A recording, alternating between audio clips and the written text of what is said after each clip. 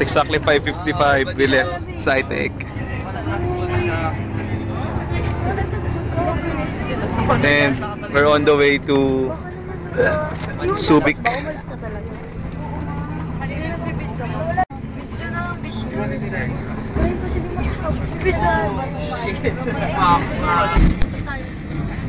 And now we're exiting on Manplasan. So dark, still 5:15 in the morning.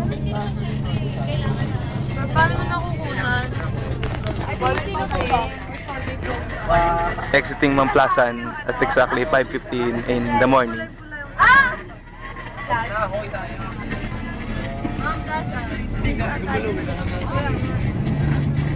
Manplasan exit. Medyo tawag ka ngayon tayo.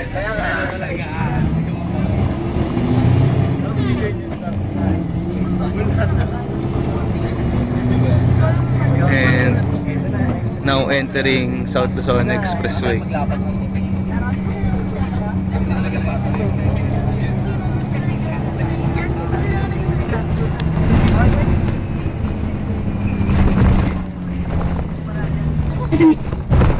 And now we're entering Nichols exit at exactly 5:32 in the morning.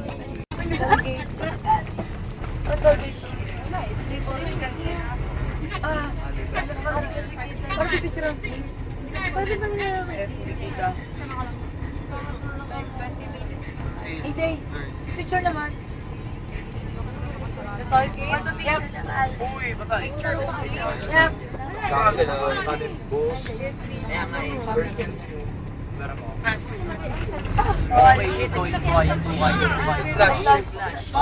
Yes, flash to.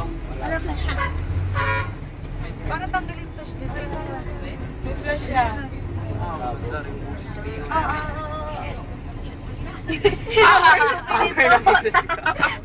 Hala ko pala walang flash. Salamat. Sa ating kanan makikita natin ang SM Mega Mall at ang oras ay 5:43 na po ng umaga. Madilim pa rin at wala pang araw at ang daanan ay maluwag.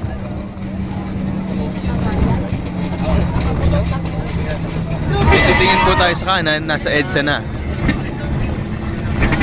Kasalukuyang ginagawa ang EDSA Shrine.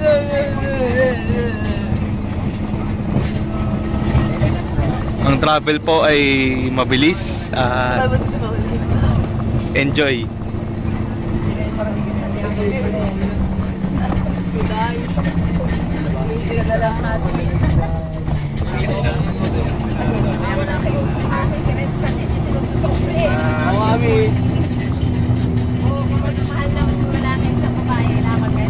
Makalampas ng EDSA Shrine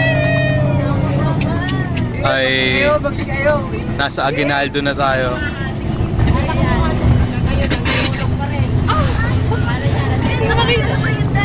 Still, ang kalye ay maluwag at walang masyadong traffic, kaya mabilis ang ating biyahe.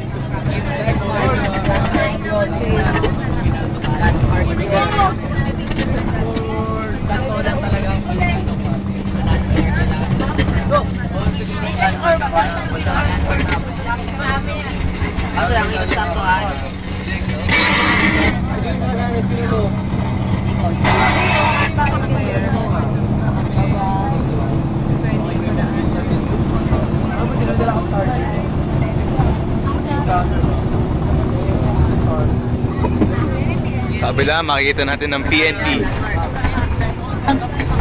Kabila naman ang AFP.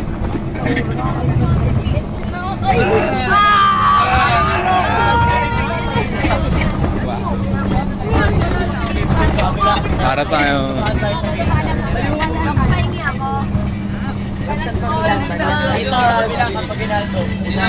At ngayon po ay nasa Araneta Center or nasa Cubao na tayo.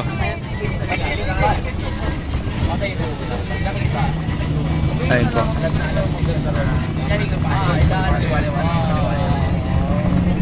Kasalukuyang pumapasok sa isang tunnel dito sa may Cubao.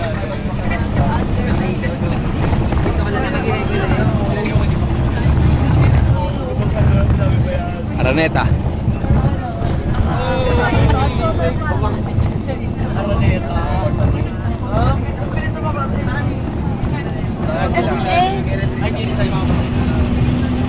Okay po.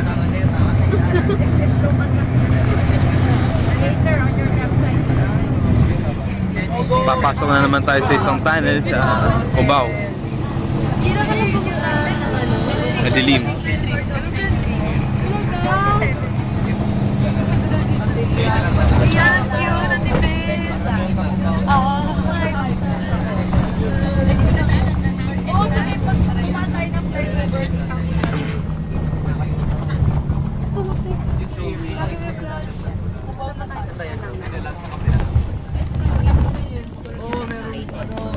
Ang kasalukuyang oras ay 5:47 ng umaga at tayo ay nasa Cubao.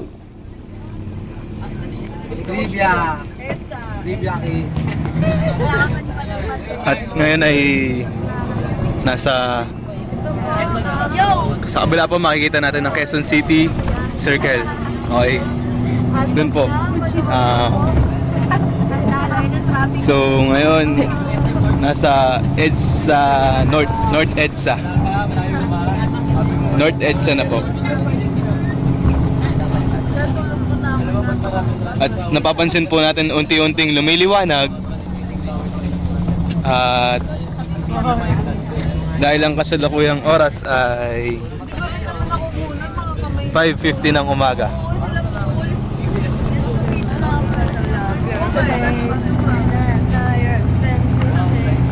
Nakita natin ang landmark, isang magandang shopping mall dito sa North EDSA. My celebrity. Welcome to dance. Good. Go.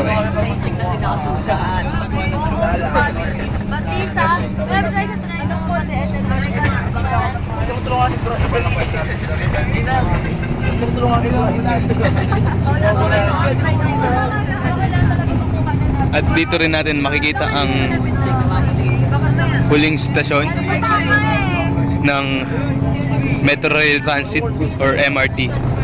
At sa kabila naman makikita natin ang SM City North EDSA. Ocean Avenue. Ang EDSA nga po pala ay acronym siya sa Epifanio de los Santos Avenue, which I think special na tao ata si Epifanio, kaya ganun pinangalan sa kanya yung EDSA.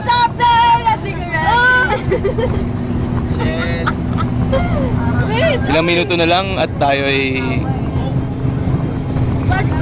darating na sa exit North Luzon Expressway, or for short NLEX. Ang cute! Minuto na lang ang binibilang at tayo darating na doon. Tawad. Bibi ka natin dili.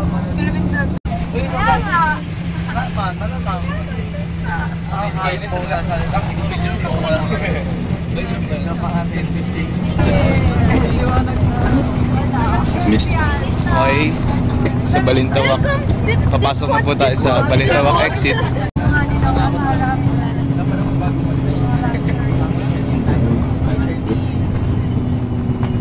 At si Paula ay nagbibideo. Loko ka! Wala kang binibigay. Ito nga. Ano lang yung binibigay? Ayun na lang. Niwanan mo ako tangkad. Ano ang dako eh. Ang malili pa tuloy ako. Pangit na. Hindi ko sa ganyan rin. Joke lang. Ulit! Pinabawa mo yan, no? Napapili ko na mangyayari yan eh. May ganon. Uy! At sa TV, makikita nyo ang... At ngayon, papasok na tayo sa Papaulit-ulitin pa yan. Quirino Highway. Tama. Which will lead us to NLEX. Ella, balik na.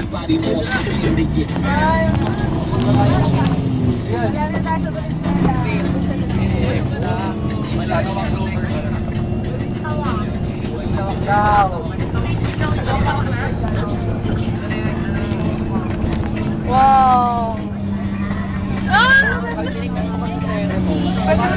Okay. Beauty queen! Ngayon makikita na natin ang highway patungong NLEX.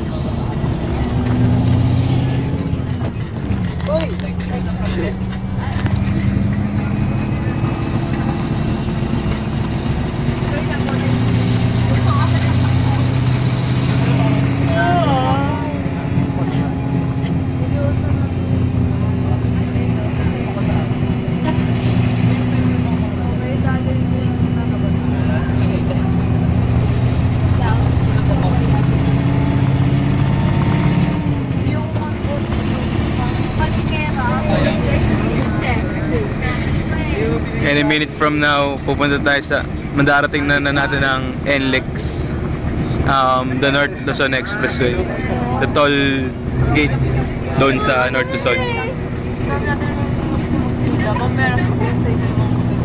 Ngayon, nasa Balintawak exit tayo.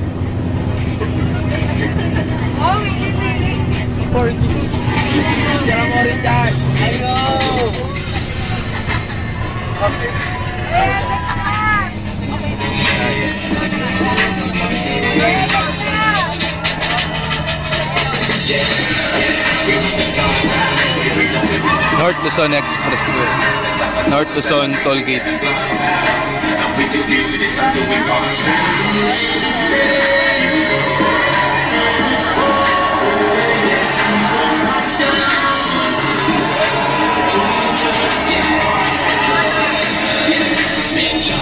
At ang oras ng departure sa North Luzon Expressway or Toll Gate ay 5:57 ng umaga.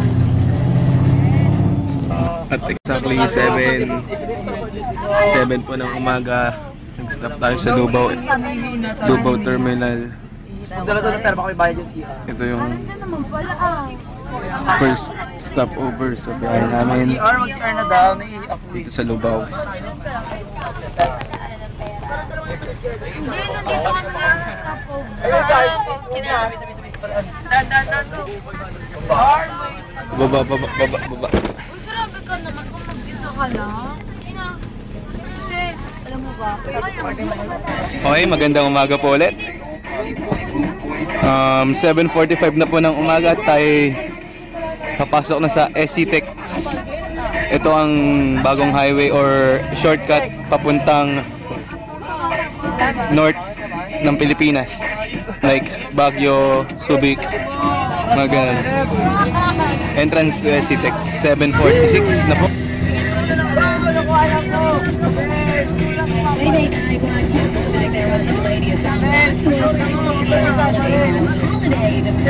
Okay. Biyahe na naman po for about an hour or so. Hintay lang. 8:26 na po ng umaga at nakarating na tayo sa Ocean Adventure. Sa kabila makikita natin ang Ocean Adventure. Tayo nagpa-park pa lang.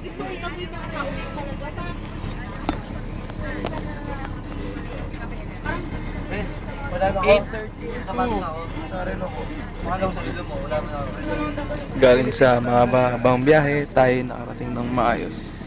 Kami ay nakarating ng maayos sa Ocean Adventure ng 8:26 ng umaga.